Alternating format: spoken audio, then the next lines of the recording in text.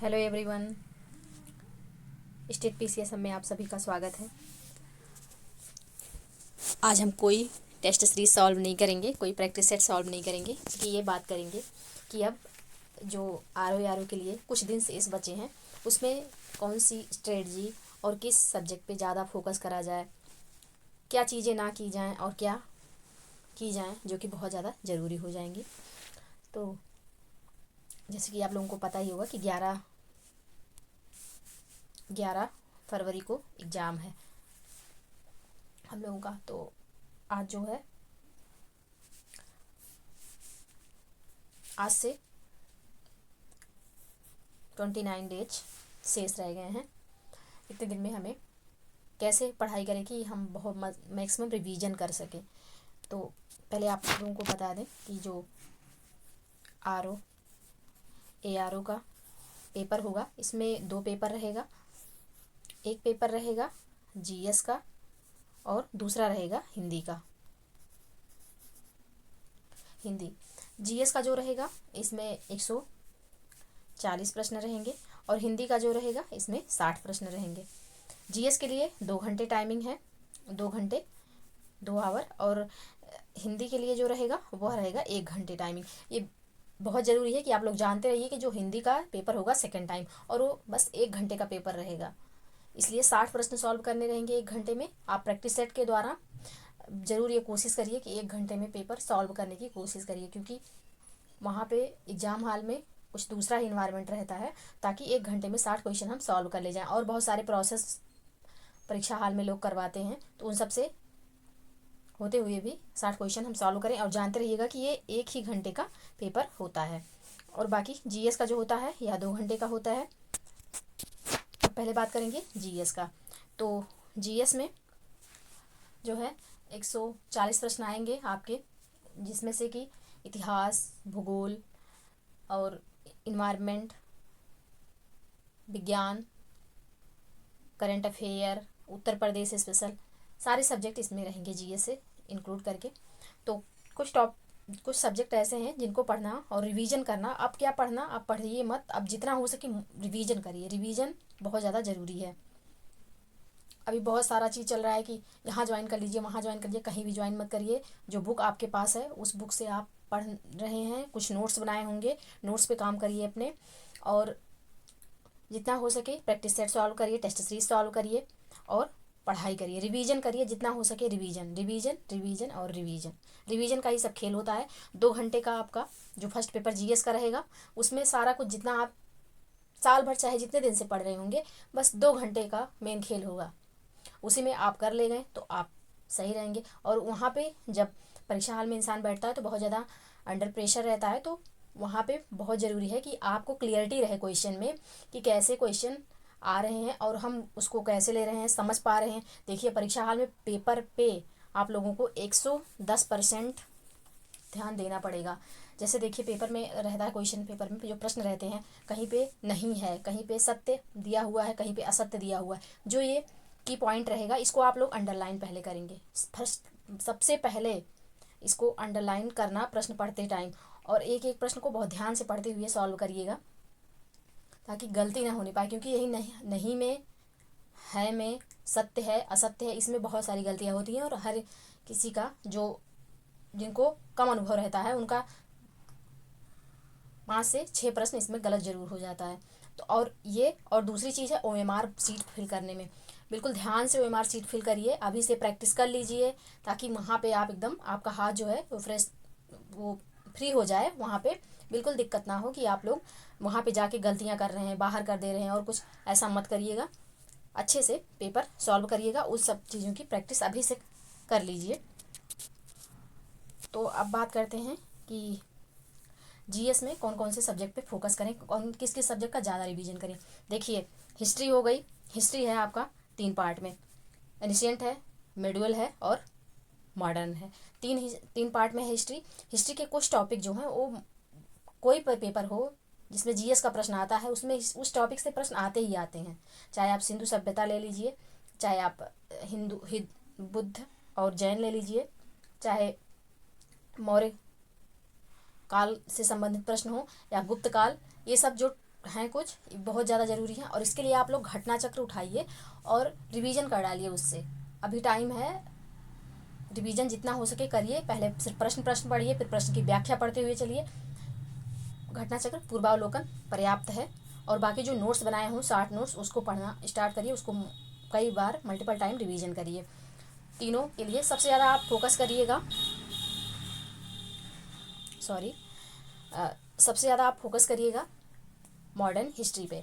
Modern history में जो संस्थाएं, जो हमारे क्रांतिकारियों के द्वारा संस्थाएं स्थापित की गई हैं, जो विद्रोह हुए हैं, और कांग्रेस के अधिवेशन, गवर्नर जनरल, इन सब से प्रश्न, 1857 की क्रांति, इन सब से प्रश्न पूछे जाते हैं। ये सब टॉपिक जो है आप लोग अच्छे से तैयार कर लीजिए, कई बार रिवीजन करिए उसको। रिवीजन रिवीजन रिवीजन करते रहिए ताकि दिक्कत ना हो और आप कंफर्म रहें, किसी भी क्वेश्चन को कंफ्यूज ना हो क्वेश्चन में। हिस्ट्री हो गया। नेक्स्ट हो गया आपका, एक मिनट, नेक्स्ट है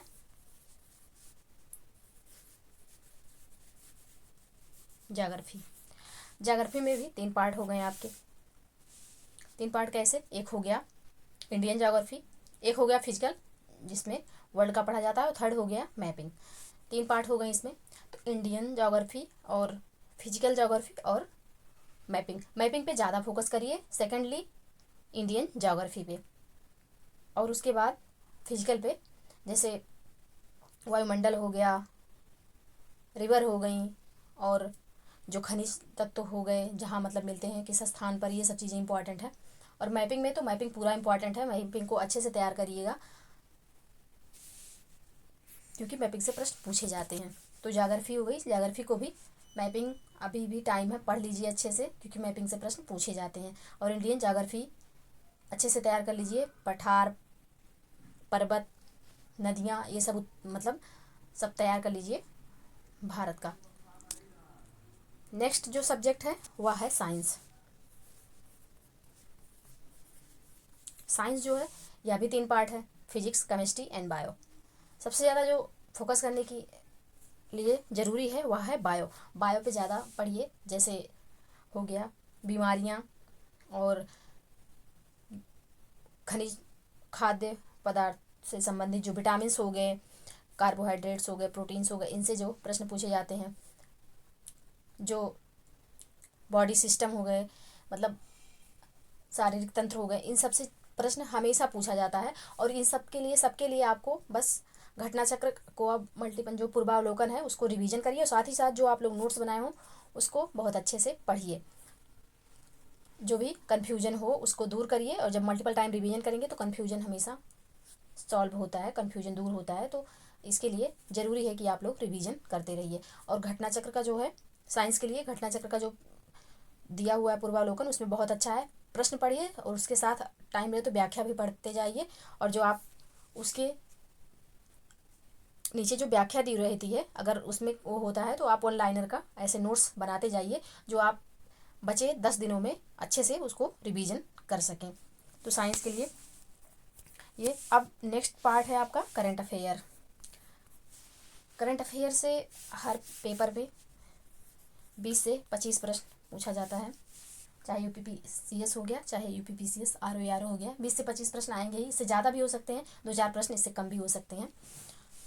तो इसके लिए आप घटनासार ले लीजिए, और एक ईयरली जो भी मैगजीन आए मार्केट में, जैसे या तो पीसीएस मंत्रा हो गई, एक घटना चक्र का पता नहीं आरओ के लिए निकलेगा या नहीं निकलेगा, लेकिन मे बी पीसीएस मंत्रा का निकले। घटनासार आ गई है मार्केट में, उसको ले लीजिए। या फिर आप उत्कर्ष क्लासेस का भी ले सकते हैं, जो ईयरली मैगजीन हो उसको लीजिए और अच्छे से तैयार कर लीजिए।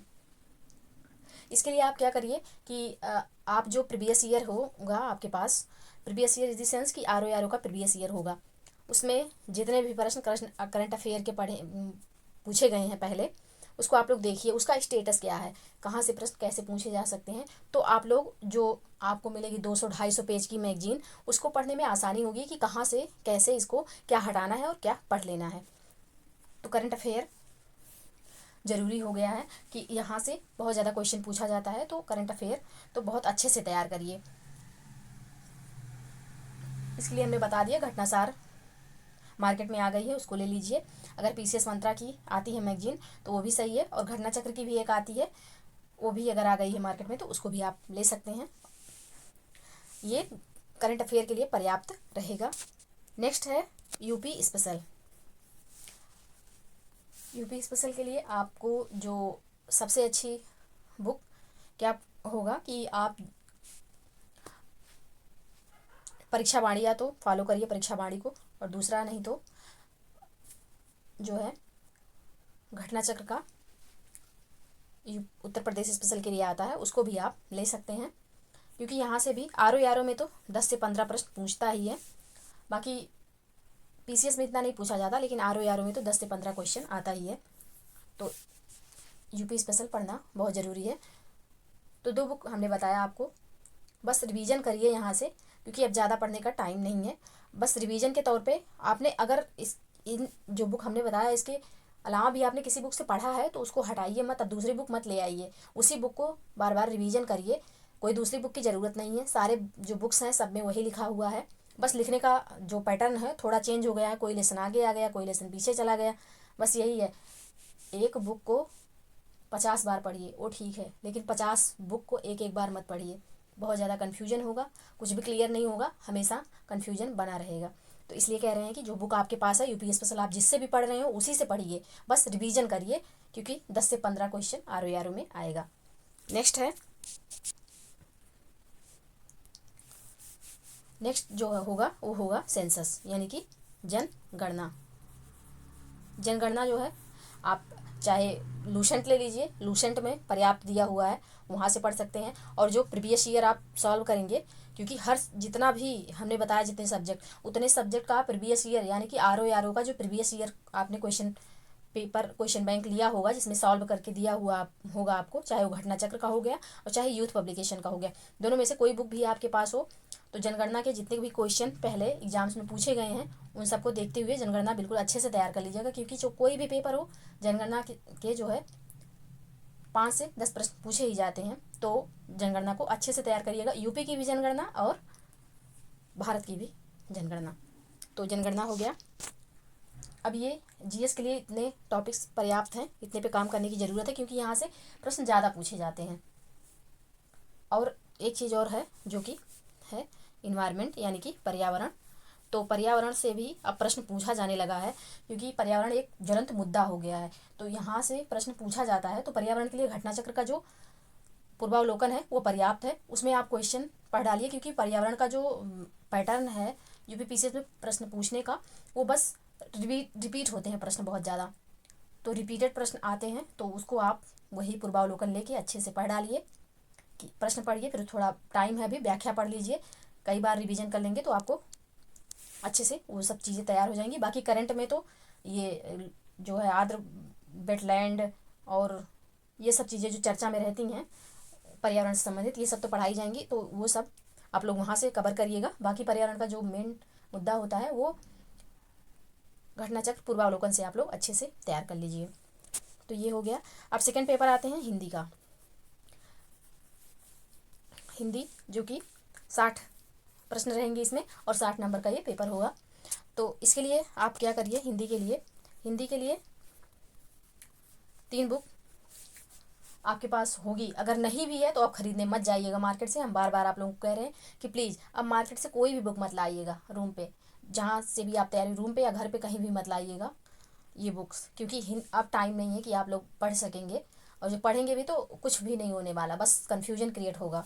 देखिए इसके लिए आप लोग फर्स्टली घटना चक्र का पूर्वावलोकन, घटना चक्र का पूर्वावलोकन जो है, घटना चक्र का पूर्वावलोकन इसलिए सॉल्व करना है कि इसमें क्वेश्चन बैंक है पूरा, चाहे वो यूपीपीसीएस मेंस का जो एग्ज़ाम होता है कंपलसरी हिंदी जो उसमें रहता है उसका प्रश्न है, यूपी प्रीलिम्स सीसेट के पेपर में जो आता है उसका प्रश्न है, तो बहुत सारे जगह से प्रश्न वहाँ पे लेके कलेक्ट किया गया है, तो उसको आप सॉल्व करेंगे तो बहुत सारी चीज़ें क्वेश्चन आंसर के रूप में है, बहुत सारी चीज़ें क्लियर होंगी, तो उसको आप लोग सॉल्व कर सकते हैं। और अभी टाइम है, अच्छे से सॉल्व करिए, मल्टीपल टाइम उसको सॉल्व कर लीजिए, और आई होप कि सबके पास ये बुक होगी। और सेकंड है हरदेव बाहरी जी की हिंदी की बुक, जो कि आयोग के द्वारा मान्य है। हमने पहले भी इसके पहले अपने जब सिलेबस का वीडियो बनाया था तो उसमें मैंने बताया था कि हरदेव बारी जी की बुक को आप लोग ज़रूर रखिए, क्योंकि आयोग द्वारा वही बुक मान्य है। तो ये हो गया। नेक्स्ट है दी कोड एग्ज़ाम का हिंदी बुक आती है एक। अगर नहीं है और कोई भी बुक आपके पास है, कोई भी बुक, किसी भी पब्लिकेशन की बुक आपके पास है, तो एक चीज़ याद रखिए, बस घटना चक्र को सॉल्व करने की ज़रूरत है और कुछ अब लाने की ज़रूरत नहीं है। ये तो हम बता दिए कि ये सारी बुक्स होनी चाहिए, लेकिन अगर आपके पास नहीं है, इनमें से कोई एक बुक नहीं है, तो भी उसको मार्केट से लेने मत जाइए। बस घटना चक्र को सॉल्व करिए अच्छे से, और जो बुक आपके पास है उसको पढ़िए, उसको मल्टीपल टाइम रिवीजन करिए, ताकि जो कन्फ्यूजन हो वो दूर हो जाए।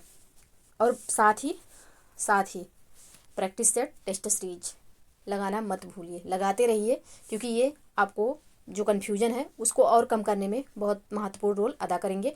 तो इसलिए प्रैक्टिस सेट और टेस्ट सीरीज ज़रूर सॉल्व करिए, ऑफलाइन ऑनलाइन चाहे जैसे सॉल्व करिए, लेकिन प्रैक्टिस सेट और टेस्ट सीरीज ज़रूर सॉल्व करिए। तो ये हो गया हिंदी का। अब क्या है, क्या ना करें। यह तो ऐसा होता है ना कि लास्ट टाइम पे लोग कुछ एक्स्ट्रा करने लगते हैं। देखिए, आप चाहे यूट्यूब चला रहे हैं, फेसबुक चला रहे हैं, इंस्टाग्राम चला रहे हैं, एक्स यानी कि ट्विटर चला रहे हैं, तो कोई भी सोशल साइट पे आप अब अगर आप बहुत ज़्यादा आदी हैं, जैसे कुछ लोग होता है, कुछ लोगों को एडिक्शन रहता है कि उस पे जाते ही जाते हैं, तो आप लोग 20 मिनट से ज़्यादा वहाँ रुकिए मत। वहाँ बहुत कम टाइम दीजिए। अगर एक चीज़ है, अगर आप पढ़ाई के बेसिस पे जा रहे हैं तो 2 से 2.5 घंटे आपके लिए पर्याप्त है। बाकी किताबों पर ध्यान दीजिए। सिलेक्शन यूट्यूब से और बाहरी दुनिया से नहीं होता। जब लास्ट टाइम बचता है ना, यूट्यूब बाद, पहले जब आपने पढ़ा होगा तो उसके लिए है कि पहले आप यूट्यूब पे चाहे जितने घंटे पढ़ते रहे होंगे, आप बहुत लोग सब्जेक्ट भी वहाँ से तैयार कर लेते हैं, नो डाउट। लेकिन एक चीज़ है, अब पेपर करीब आ गया है तो अब वहाँ पे ज़्यादा टाइम मत दीजिए, क्योंकि आप ज़्यादा टाइम वहाँ पे देंगे, आपकी आंखों पर जोर पड़ेगा और आपको नींद बहुत ज़्यादा आएगी। आप ये खुद से एक्सपीरियंस करके अनुभव कर सकते हैं। तो यूट्यूब पे जो है 2.5 से 3 घंटे मैक्सिमम, इतने से ज़्यादा अपना टाइम मत वेस्ट करिए। किताबें पढ़िए, टेस्ट सीरीज लगाइए, लेकिन बहुत ज़्यादा इधर उधर भागने की नहीं। दूसरी चीज़, टेलीग्राम पे लोग बहुत ज़्यादा टाइम देते हैं, बहुत ग्रुप बन जाता है टेलीग्राम पे, टेस्ट सीरीज चलता रहता है, ग्रुप डिस्कशन उस्कशन से अगर कोई सीरियस है तो डिस्कशन करिए, लेकिन अगर कोई ऐसे ही लोग हैं और वहाँ पता नहीं चलता कि कौन सीरियस है कौन ऐसे ही आ गया है, तो वहाँ बहुत ज़्यादा डिस्कशन करने मत जाइए, क्योंकि कुछ चीज़ें गलत पता चलती हैं तो फिर वो माइंड में फीड हो जाती हैं, तो फिर वो गलत चीज़ें हमें याद हो जाती हैं। तो जितना उसका पॉजिटिव इम्पैक्ट है, उससे ज़्यादा उसका नेगेटिव इम्पैक्ट हो जाता है। तो इस बात को नोटिस करिएगा। अगर आपके जहाँ आप रह रहे हैं उस इन्वायरमेंट में कोई लोग हैं आपसे सीनियर हैं, आपसे ज़्यादा पढ़े लिखे हैं, तो उनसे ज़रूर डिस्कस करिए, लेकिन ऐसे लोगों से डिस्कस मत करिए जो फ्रेशर्स हैं, यानी कि नए हैं, वो आपको मिसगाइड ही कर देंगे। तो ये हो गया। और साथ ही साथ अब है कि अपने रूटीन में भी थोड़ा चेंजिंग लाना है, कि एक खाने का, एक सोने का समय होना चाहिए और एक उठने का समय होना चाहिए, जिससे आप एक शेड्यूल बना लीजिए कि हाँ, हमको इतने घंटे दिन में पढ़ने हैं। और अब तो 10 से 12 घंटे आप लोग दीजिए, क्योंकि कंपटीशन बहुत ज़्यादा है। 10,69,000 फॉर्म पड़े हैं और 400 कुछ सीटें हैं, तो पढ़ना तो पड़ेगा ज़्यादा। और अपने अपने हिसाब से हर कोई मेहनत कर रहा है, बट सबसे ज़्यादा आप लोग revision, previous year question paper solve और प्रैक्टिस सेट और टेस्ट सीरीज, 3 चीज़ करिए। बाकी चीज़ों पर ज़्यादा ध्यान मत दीजिए कि इधर भी उधर भी। जो पढ़ रहे हैं उस पर अपने कॉन्फिडेंस के साथ उस पर खड़े रहिए कि हाँ, हम जो पढ़ रहे हैं पर्याप्त है। अब इधर उधर जाएंगे तो कोई मतलब नहीं निकलेगा। बस जितना आप पढ़ भी रहे हैं उससे भटक ही जाएंगे, उससे आगे कुछ नहीं होने वाला। अब जो आप कर लिए हैं, जो कर रहे हैं, जो बुक्स हैं, उसी को पढ़ते रहिए। बहुत ज़्यादा बेनिफिट इससे मिलेगा, सिवाय इसके कि आप इधर उधर कोचिंग ज्वाइन कर रहे हैं, यहाँ जा रहे हैं वहाँ जा रहे हैं, कुछ नहीं होने वाला है। और देखिए, एक बात ये भी सही है कि कोई भी टीचर, कोई भी गाइड करने वाला, कोई भी टीचर आपको कुछ भी करा नहीं सकता जब तक आप खुद नहीं करने के लिए तत्पर होंगे। अगर आप पढ़ना खुद से चाहते हैं तो आपको खुद से ही मोटिवेट रहना पड़ेगा। और सिलेक्शन किसी टीचर गाइड कर सकते हैं आपको, टीचर आपको पढ़ा नहीं। हार्ड वर्क तो आपको ही करना है, बाकी टीचर आपको गाइड कर देंगे, थोड़ा बहुत आपको मोटिवेट कर देंगे, हाँ पढ़ने की स्टाइल बता देंगे कैसे पढ़ा जाता है, एक सीक्वेंस में चीज़ें ला देंगे। लेकिन मेहनत बस आपको करना है, आपकी मेहनत से, आपके रिवीजन से ही सिलेक्शन होगा। तो ये रही चीज़ें कि क्या ना करें। अब कुछ लोग हैं कहते हैं कि मोटिवेशन कैसे प्राप्त करें। देखिए मोटिवेशन मोटिवेशन कोई चीज़ है नहीं। एक बात बताएं, मोटिवेशन अगर लाना है ना तो एक मम्मी पापा, दो चीज़ है ना जो कि निस्वार्थ भाव से हमारे लाइफ में रहते हैं। कभी भी उनको कुछ नहीं चाहिए। वो सिलेक्शन के बारे में सोच रहे हैं तो सोच रहे हैं कि हमारी खुद की लाइफ जो है वह अच्छी हो जाए, हम फ्यूचर में अच्छे से जी सकें, इसलिए वो सोच रहे हैं कि हाँ हमारी जॉब लग जाए। तो मम्मी पापा ही सबसे बड़े ऊर्जा के केंद्र हैं, उन्हीं से सारे मोटिवेशन मिल सकते हैं। वो किस कंडीशन में हो के हमको पढ़ा रहे हैं, वहाँ से हम मोटिवेशन ले सकते हैं। ये नहीं कि इंट्री की वीडियो देख लिए, वो IAS आ रहा है, वो PCS आ रहा है, फर्स्ट रैंकर हैं, ये हैं वो हैं, वो आ रहे हैं, उनकी वीडियो देख लिए, 2 मिनट तक हम मोटिवेट हो गए, इतना मोटिवेट हो गए, कुछ दिन पढ़ लिए पूरा 12 घंटा और फिर सो रहे 4 दिन तक लगातार। ऐसे नहीं होता। कंटिन्यूटी बहुत ज़रूरी है कि आप कोई चीज़ कर रहे हैं धीरे धीरे करिए, बट करिए, कंटिन्यू करिए। सतत रूप में चलना बहुत ज़्यादा ज़रूरी है। कोई भी चीज़ है, अगर आप चल रहे हैं फिर वो चेन ब्रेक हो गई, फिर चल रहे हैं, तो आपको कुछ दिन अपने आप को सेटल करने में ही लगेगा उसमें। तो इसलिए बहुत ज़्यादा ये नहीं कि अपने आप से, अगर देखिए आप अंदर से मोटिवेट नहीं है तो आपको कोई भी मोटिवेट नहीं कर सकता। किसी चीज़ को धक्का दोगे आप ना, वो कुछ ही दूर जाके रुक जाएगी, और जिसमें खुद से चलने की ताकत होगी उसे धक्के की ज़रूरत नहीं होगी, कंटिन्यूअसली चलती रह जाएगी। इसलिए कभी भी किसी ज़्यादा मोटिवेशन की ज़रूरत मत महसूस किया करिए। अगर आपको मोटिवेशन लेना ही है तो हमेशा अच्छे लेखकों की बुक पढ़िए। जो अच्छे लेखक हैं, जिनकी बुक, चाहे वो हिंदी साहित्य में हो गए, चाहे वो अदर क्षेत्र के जो बहुत सारे साइंटिस्ट हैं, म्यूजिशियन हैं और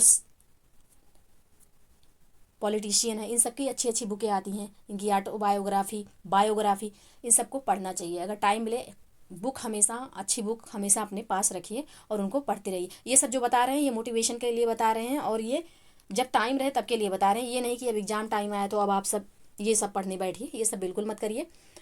ये सब तब के लिए है, ये सारी बातें जब आपके पास एक्स्ट्रा टाइम हो, जब कोई एग्ज़ाम पास में ना हो। अब एग्ज़ाम पास में आ गया, पूरा फुल फोकस कर दीजिए। अच्छी वैकेंसी है, 2 ही स्टेप में आपको सेलेक्ट होना है, यानी कि प्री होगा, मेंस होगा, उसके बाद सिलेक्शन होगा। आपको इंटरव्यू देना नहीं है तो प्लीज़ अच्छे से मेहनत करिए, अच्छे से पढ़ाई करिए, रिवीजन करिए, प्रीवियस ईयर क्वेश्चन पेपर को ज़रूर पढ़िए, उसकी व्याख्या मल्टीपल टाइम पढ़िए, और टेस्ट सीरीज और प्रैक्टिस सेट सॉल्व करते रहिए। बस यही है इतना आप सबके लिए आज का ज्ञान। कुछ लोगों की डिमांड थी कि वीडियो ऐसा बनाया जाए, तो हमने बनाया, अपनी तरफ से कोशिश किया है कि काफ़ी अच्छा कंटेंट आप लोगों को बताएं। बाकी आप लोगों को पसंद आए तो प्लीज़ लाइक और शेयर कर दीजिएगा, चैनल को प्लीज़ सब्सक्राइब कर लीजिएगा। और अब बहुत कम टाइम बचा है, रील्स देखना बंद करिए,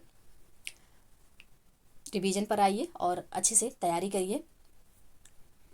मिलते हैं अपने नेक्स्ट वीडियो में, तब तक के लिए पढ़ते रहिए, स्वस्थ रहिए। जय हिंद, जय भारत।